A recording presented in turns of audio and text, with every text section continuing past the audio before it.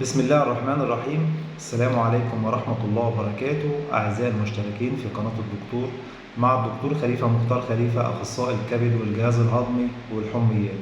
النهاردة إن شاء الله حبيت أكلمكم عن موضوع مهم جدا جدا جدا لمرضى كسل الغدة الدرقية أو خمول الغدة الدرقية. أي مريض من كسل الغدة الدرقية بنديله هرمون تعويضي، طبعا اللي هو الإلتروكسين، عشان يعوض النقص اللي موجود في الجسم. طبعا المرضى دول خصوصا الحوامل ساعات بياخدوا مع التروكسين، بياخدوا ساعات حديد او بياخدوا ساعات كالسيوم او بياخدوا ساعات حبوب للمعده. لازم نعرفهم في الوقت ده ان الحاجات ديت لازم تتاخد في وقت مغير جدا لما ناخد الالتروكسين معاه. ليه؟ لان الالتروكسين الامتصاص بتاعه بيتاثر بالحديد والكالسيوم وحبوب المعده، علشان كده لازم يكون في عندنا فاصل زمني بين حبوب الالتروكسين واي حاجه بتحتوي على كالسيوم او حديد او حاجه للحبوب المعده. طيب الفاصل الزمني دوت بنحدده ازاي؟ دلوقتي احنا لو واحد بياخد مثلا التروكسين لازم يكونوا بينه وبين حبوب الكالسيوم حوالي 4 ساعات، وبينه وبين حبوب الحديد حوالي ساعتين، وبينه وبين حبوب المعده حوالي 4 ساعات.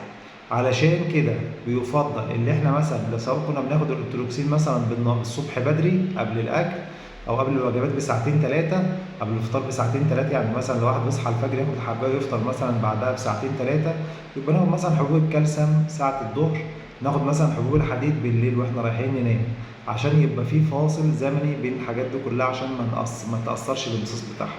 ليه؟ لان ساعات المريض بياخد حبوب الالتروكسين مع الكالسيوم مع الحديد، وبتلاقي ان الاعراض بتاعه الخمول او الكسل بتاع الغده بدا يزيد، وتيجي تسال المريض بتاخد الحبوب؟ قال لك باخد الحبوب. بتاخد الجرعه بتاعتك بانتظام؟ قال لك باخد الجرعه بتاعتي بانتظام.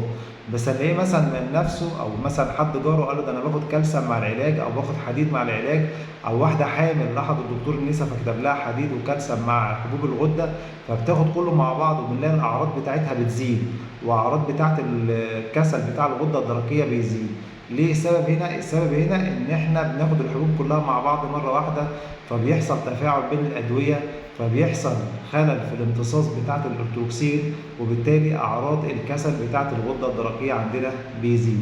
علشان كده لازم ناخد التاريخ المرضي من المريض ونعرف هو ماشي على علاج ايه، ونحاول ننظم له طريقه اللي هو بياخد العلاج ازاي والساعات اللي بياخد فيها العلاج. ما ينفعش نجمع الحبوب كلها وناخدها مع بعض عشان بيحصل تفاعل بين الادويه، وبالتالي هيقلل لنا الامتصاص بتاع الدواء، وبالتالي اكننا ما بناخدش اي علاج خالص، والاعراض بتاعه الكسل بتاع الغده الدرقيه بتبدا تزيد معانا. ودي كانت معلومه سريعه حبيت اوضحها لكم النهارده مع الدكتور خليفه مختار خليفه، اخصائي الكبد والجهاز الهضمي والحميات. والمعلومه هي ان احنا يكون في فاصل بين ادويه كسل الغده الدرقيه اللي هي الالتروكسين وبين اي ادويه تانية، عشان ما يحصلش خلل او تقللنا الامتصاص بتاعه الالتروكسين، وبالتالي اعراض الكسل تزيد عندنا. وان شاء الله اقابلكم في حلقات تانية جايه كتير ان شاء الله مع معلومات جايه كتيره. ولو في اي حد عنده سؤال عن اي حاجه يا ريت يكتب لنا في الكومنتات. والسلام عليكم ورحمه الله وبركاته.